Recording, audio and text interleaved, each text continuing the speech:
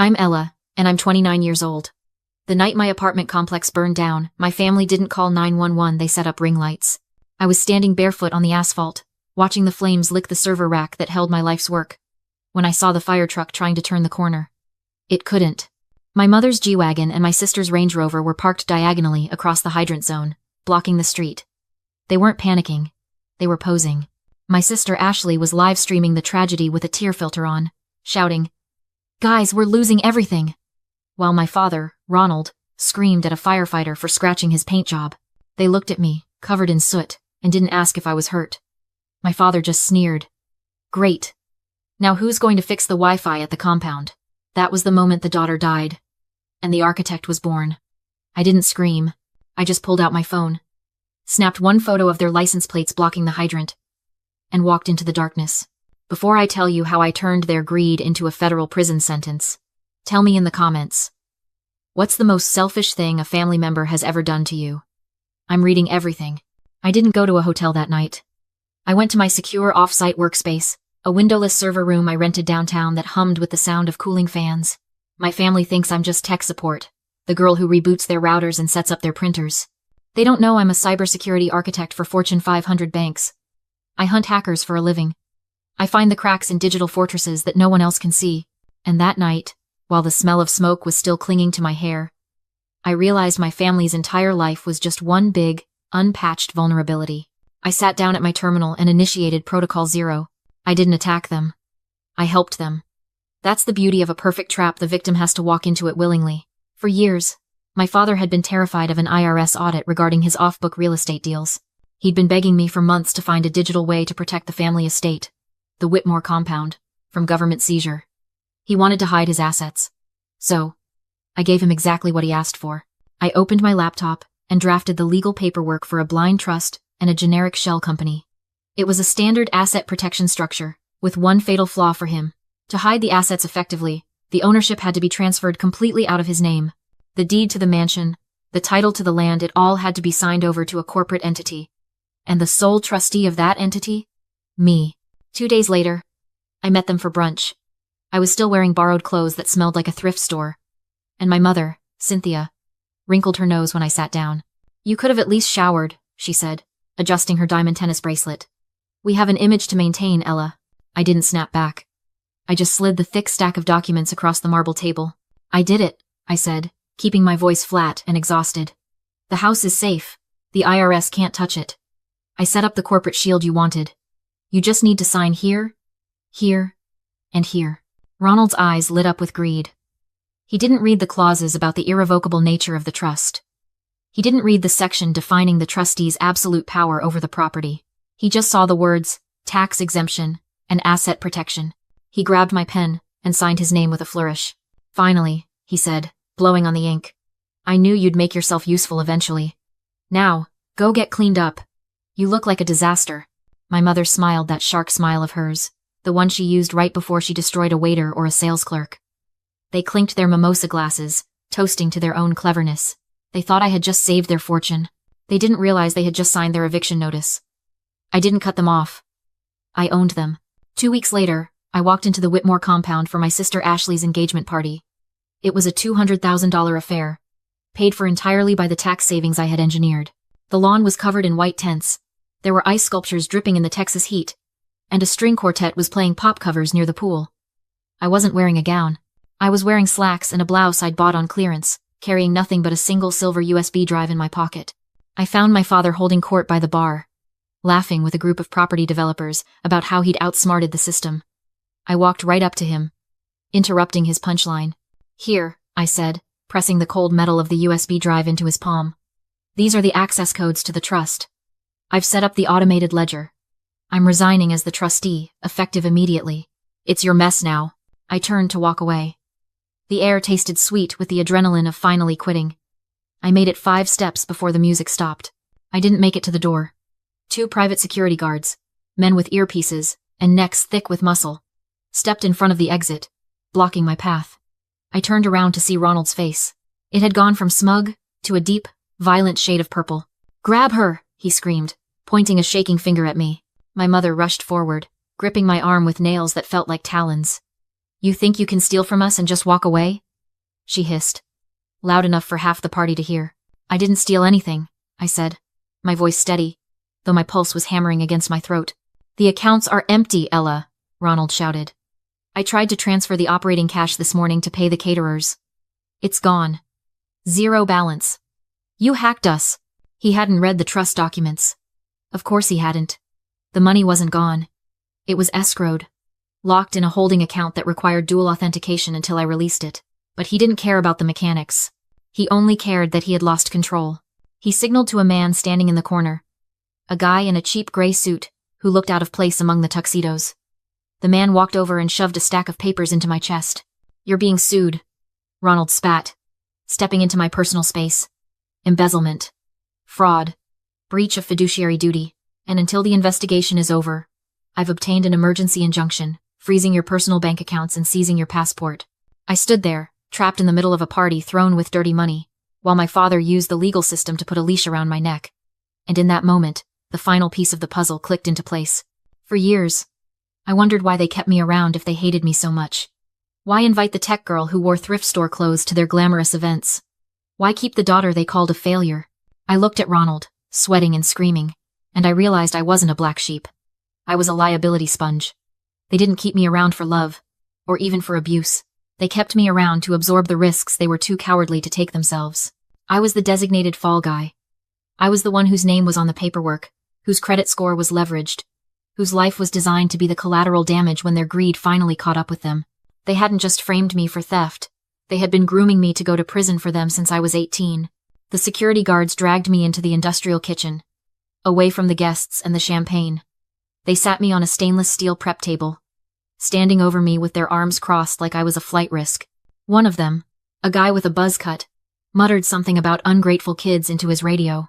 He didn't know the story. He just saw a girl in cheap clothes who had upset the rich man in the tuxedo. I sat there, swinging my legs, and suddenly I was 19 years old again.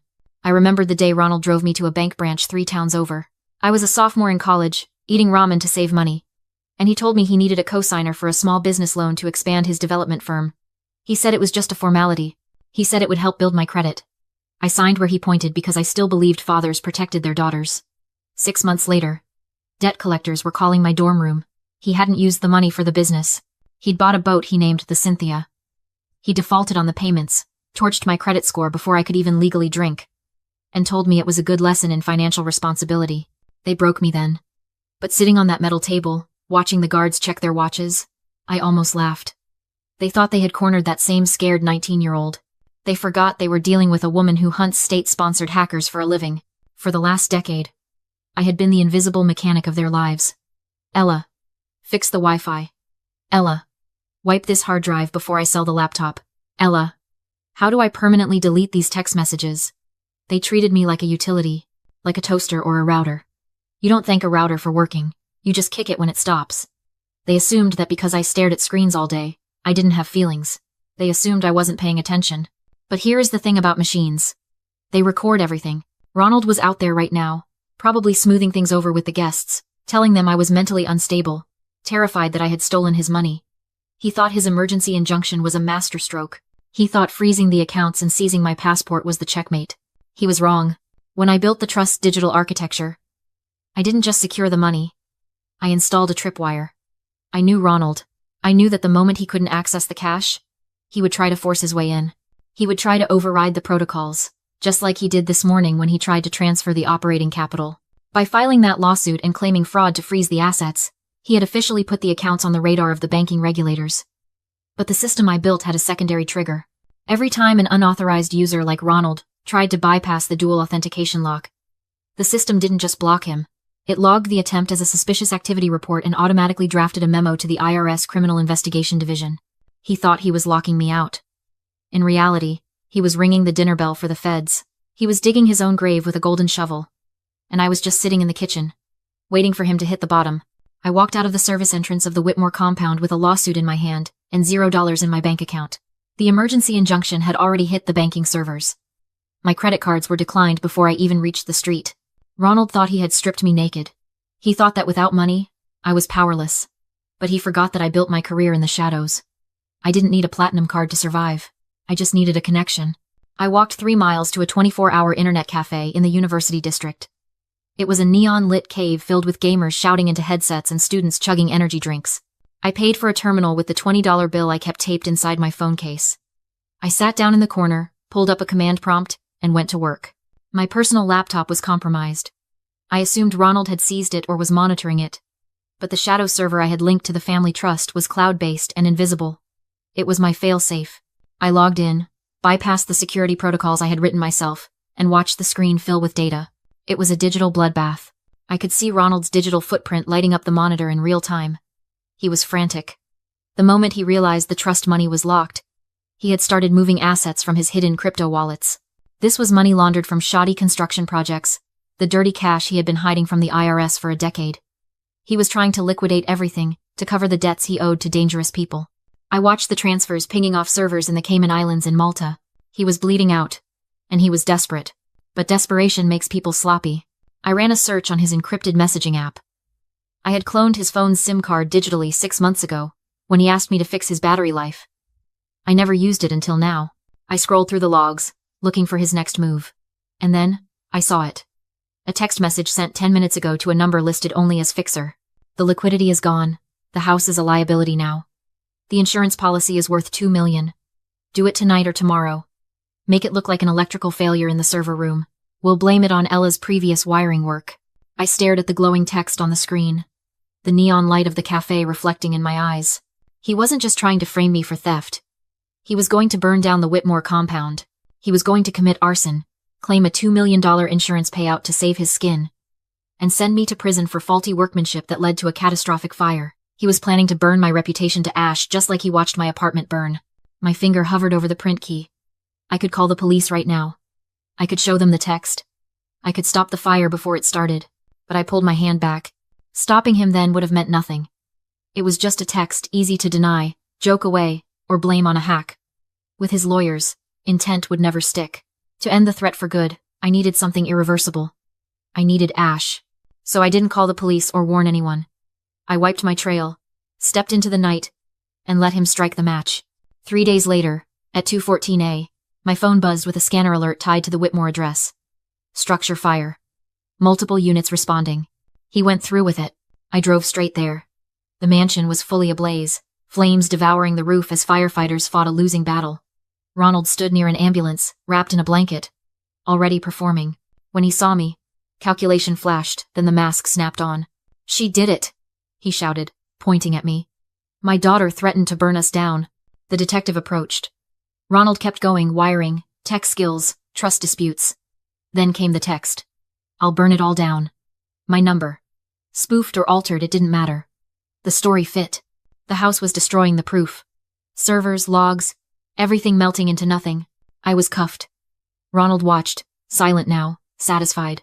Hours later, exhausted and dismissed as paranoid, the door finally opened not for a detective, but an insurance fraud investigator. "Your father filed a $2 million claim," he said. "Sole owner." That changed everything. I slid a thin blue folder across the table. Inside was the trust deed signed months earlier. Ronald had transferred ownership to hide assets. "I'm the trustee," I said. That house was mine. The room went cold. No ownership meant no insurable interest. The policy was void. Worse, Ronald hadn't burned his house. He burned mine. That was first-degree arson. Minutes later, they arrested him instead. He screamed that he paid for everything. "Not on paper," I whispered. "You hid it too well." The fallout was complete. Without insurance, with fraud and laundering charges piling up, the empire vanished. Assets seized. My mother indicted. My sister disappeared from the internet. The fire cleared the land. I sold it, paid my debts, bought a quiet home, and funded scholarships for girls in cybersecurity. That night, a collect call lit up my phone. I silenced it. Then I deleted